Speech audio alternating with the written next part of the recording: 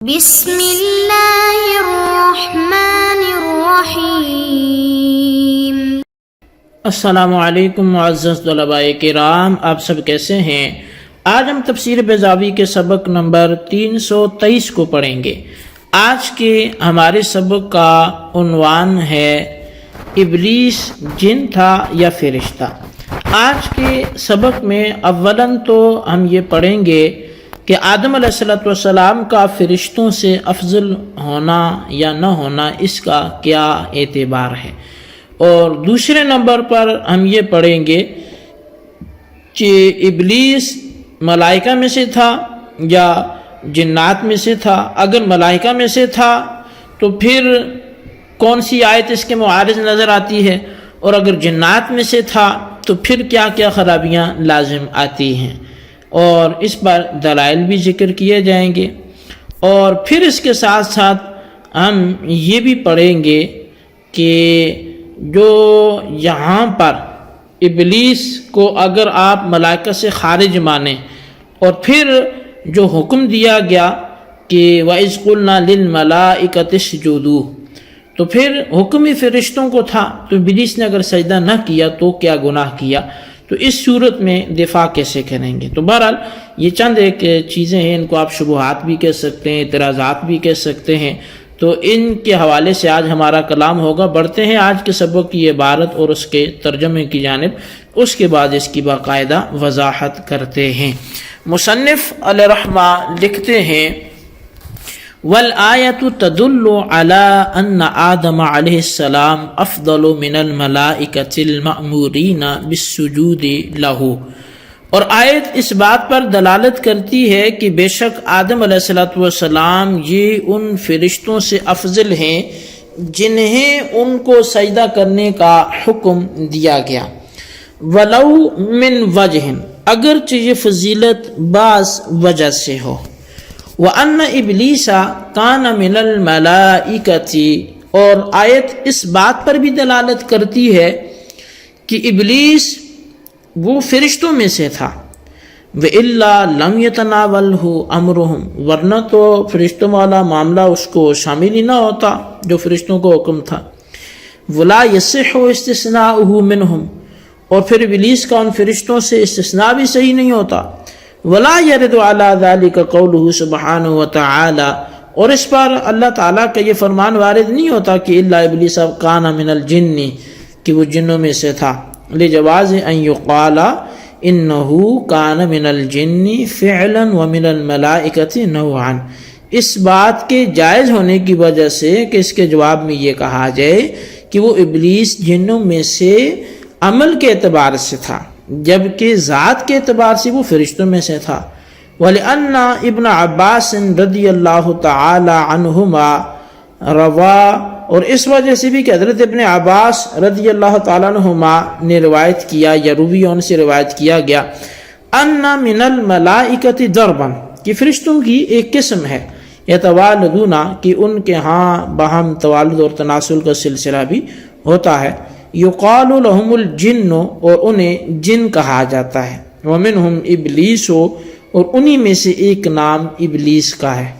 ولمن زعم انہ لم یکن من الملائکۃ، اور جن لوگوں نے یہ گمان کیا کہ وہ فرشتوں میں سے نہ تھا، ابلیس فرشتوں میں سے نہ تھا، تو ان کے لیے یہ دلیل پیش کرنے کی گنجائش ہے کہ یقولا، کہ یہ کہا جائے انہو کان جنیا نشأ بین اظہر الملائکۃ وکان مغمورا بالالوف منہم فغلبوا علیہ، کہ وہ ایک جنی تھا، اس کی ملائکہ کے درمیان پرورش ہوئی تھی، لیکن چونکہ ہزاروں ملائکہ کی کثرت کی وجہ سے مغلوب تھا، اس لیے اس پر ملائکہ کو غلبہ دے کر ملائکہ کا اطلاق کر دیا گیا۔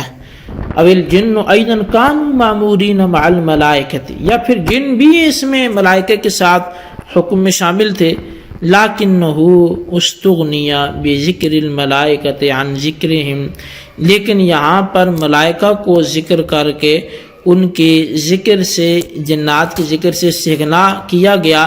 فإنه إذا علم أن الأكابر مأمورون بالتذلل لأحد والتوسل به علم أن الأصاغر أيضا مأمورين به.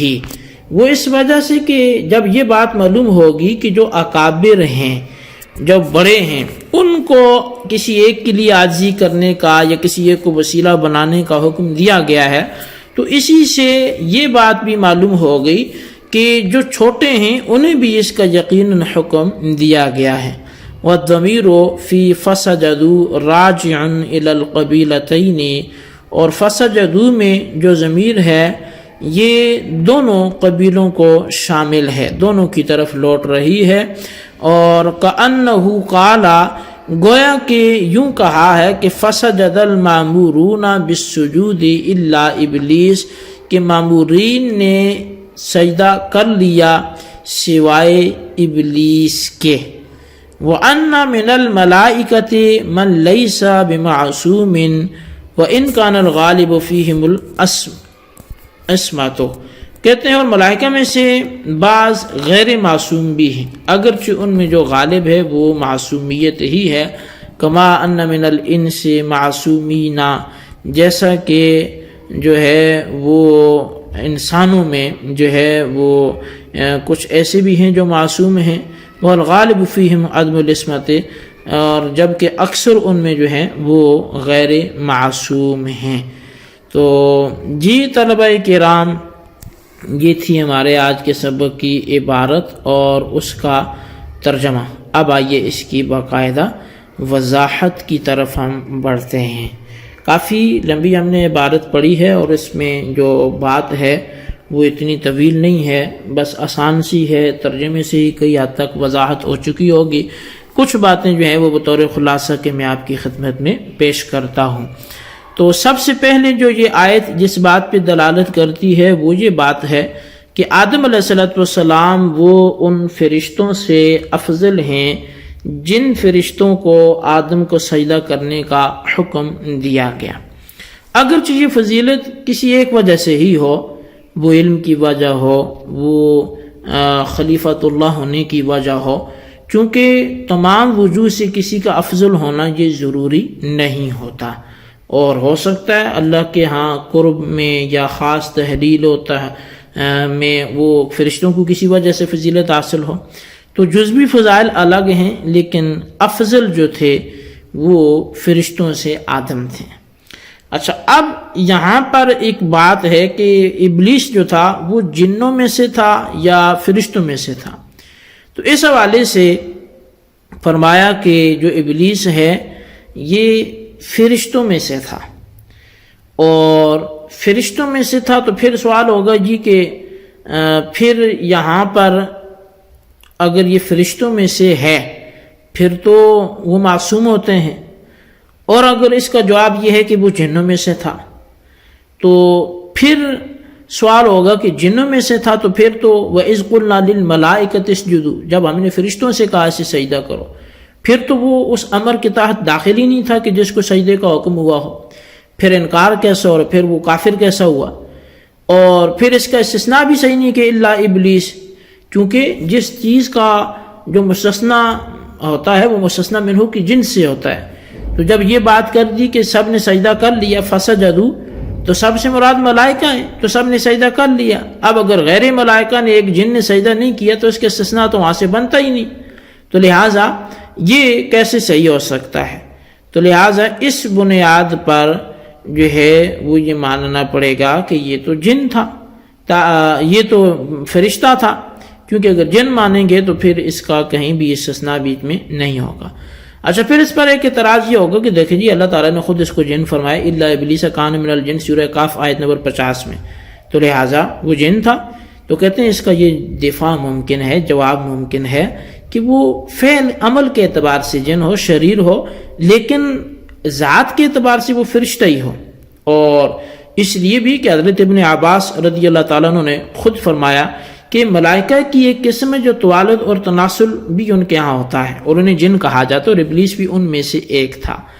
اور پھر جس نے یہ سمجھا کہ وہ جن تھا، تو یا جس نے یہ سمجھا کہ وہ ملائکہ میں سے نہیں تھا تو وہ یہ سمجھ لے کہ وہ ایک ایسا جن تھا جو ملائکہ کی صفوں میں چھپا ہوا تھا، اور اس پر ملائکہ کے اطلاق تغلیباً ہوا، کیونکہ ہزاروں ملائکہ میں وہ ایک غائب اگر تھا بھی تو تغلیباً اسے بھی ملائکہ کے زمرے میں شامل کر لیا گیا، جبکہ حقیقتاً وہ ملائکہ میں سے نہیں تھا۔ اور پھر یہ کہ اس کا جن ہونے کے باوجود الگ سے حکم کیوں نہیں دیا گیا؟ تو یہاں تو فرشتوں کو حکم دیا گیا، تو کہتے ہیں کہ اس کی ایک وجہ تو یہی ہے کہ وہ تغلیباً حکم اس کو بھی شامل تھا، اور دوسری وجہ یہ ہے کہ جب اس نے دیکھا کہ بڑوں کو حکم دے دیا گیا ہے جو فرشتے ہیں، تو چھوٹے تو یقیناً پھر اس حکم پہ لازمی طور پہ پابند ہوں گے، تو اس لحاظ سے حکم ان کو بھی شامل تھا۔